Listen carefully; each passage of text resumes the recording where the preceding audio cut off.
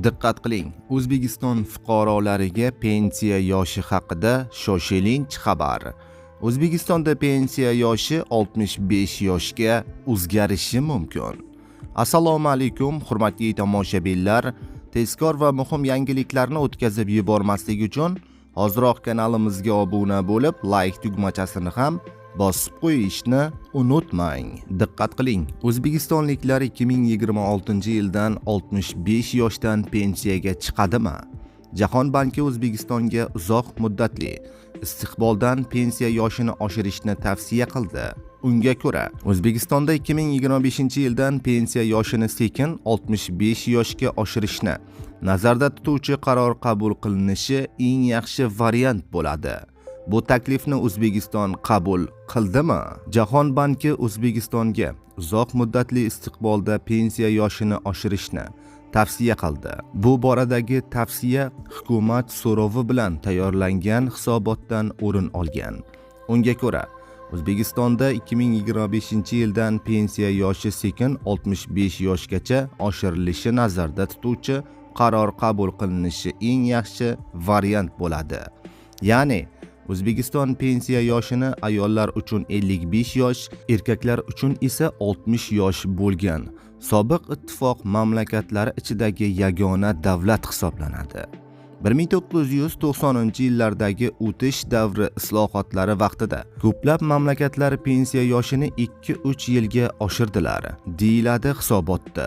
Ma'lum qilinishicha, ayrim davlatlarda ayollar va erkaklarning pensiya yoshi bosqichma-bosqich tenglashtirilishiga kirishilmoqda. Estoniya, Latviya, Litva va Ozarbayjonda ayollar va erkaklar uchun pensiya yoshi 65 yoshga oshirilmoqda. 2025-yildan pensiya yoshini sekin 65 yoshgacha oshirishni nazarda tutuvchi 2021 va 2030-yillarga mo'ljallangan milliy ijtimoiy himoya strategiyasi doirasida qaror qabul qilinishi eng yaxshi variant bo'ladi. Kelgusida bu demografik o'zgarishlar bosimini kamaytirib, mehnatga layoqatli va pensiya yoshi o'rtasidagi chegirmani asta-sekin o'zgartiradi. Ishchi kuchini demografik o'sish salohiyati tugaguniga qadar 2040-yillarning o'rtalarida buni amalga oshirish uchun mamlakatda vaqt bo'lishi juda muhim.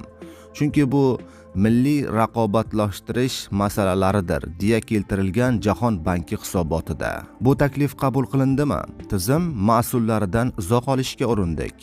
Iqtisodiyot va Moliya vazirligi huzuridagi budjetdan tashqari pensiya jamg'armasi bu boradagi ayni paytda biror bir taklif yoki loyiha ko'rib chiqilayotganligini hamda bu masala kun tartibida mavjud emasligini bildirdi.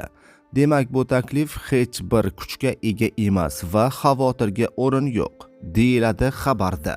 O'zbekistonda pensiya miqdori qanday hisoblanadi? Muhim savollarga javoblar. Pensiya yuqori yoki kam miqdorda tayinlanishiga nima bog'liq? Hisob-kitoblar qay tartibda amalga oshiriladi? Masalan, o'rtacha oylik 4,5 million so'mni tashkil etuvchi 40 yil ish stajiga ega o'qituvchi uchun qanday pensiya tayinlanadi?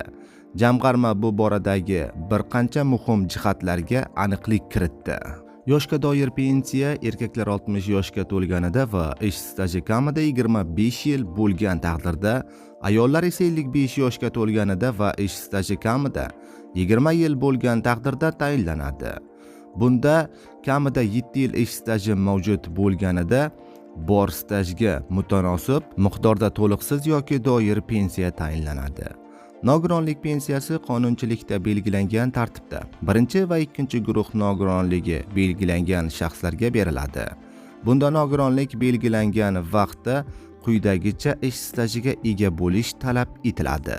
23 yoshga kirganida 2 yil, 23 yoshdan 26 yoshga qadar 3 yil, 23 yoshdan 26 yoshga qadar 3 yil, 26 yoshdan 31 yoshga qadar 5 yil, 31 yoshdan 36 yoshga qadar 7 yil, 36 yoshdan 41 yoshga qadar 9 yil, 56 yoshdan undan oshgan bo'lsa 20 yil ish staji.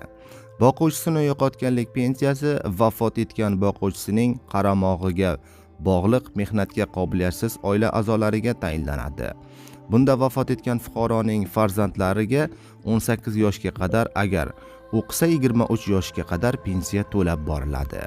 Pensiya oluvchilar soni qancha? Joriy yil 1-iyul holatiga ko'ra pensiya oluvchilar soni 4.202.000 nafarni tashkil etadi. Bu jami aholining 11%ga teng.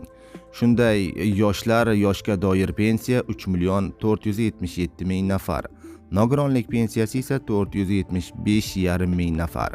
Boquvchisini yo'qotganlik pensiyasi 249.000 nafar kishini belgilagan. Ma'lumot uchun o'rtacha oylik ish haqqi aniqlashdi. Fuqaroning so'nggi 10 yillik mehnat faoliyatidagi eng yaxshi ketma-ket 5 yillik ish haqqi inobatga olinadi.